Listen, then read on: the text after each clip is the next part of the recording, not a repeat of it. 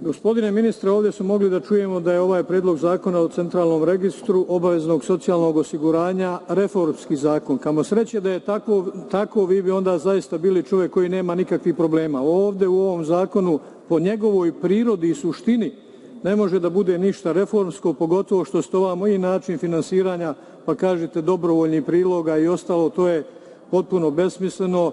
Učešće članova upravnog odbora bez naknade, pa ovdje nema ništa da je bez naknade i to nije tačno, ali bi trebalo da već date odgovor. Ja sam prvog dana kad smo počeli da raspravljamo o pojedinostima na ovaj zakon vas pitao da li vi planirate, to bi već bile određene reforme, da smanjite obaveze kad su u pitanju porezi i doprinosi na poslodavce u Srbiji. I čuli smo ovdje više puta da su potpuno u istom statusu strani i domaći investitori. To naprosto nije tačno kad je u pitanju praksa.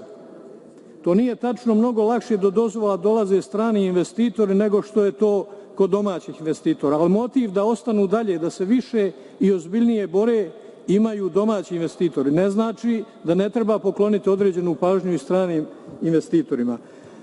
Zatim, ovdje se veliča smanjenje poreza i doprinosa kod zaposlenih sa 63 na 62%. Kao da je to sad neka tektonska promjena koja će doneti neko značajno poboljšanje i za zaposlene i za poslodavce. To nije ništa. Vi morate vrlo ozbiljno da razmišljate u ovom pravcu i da u toku sljedeće godine, ne čekajući budžet za 2020. godinu, predložite neka nova rešenja.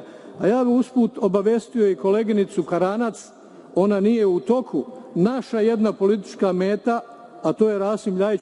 Hvala puno, čuli smo. Hvala puno.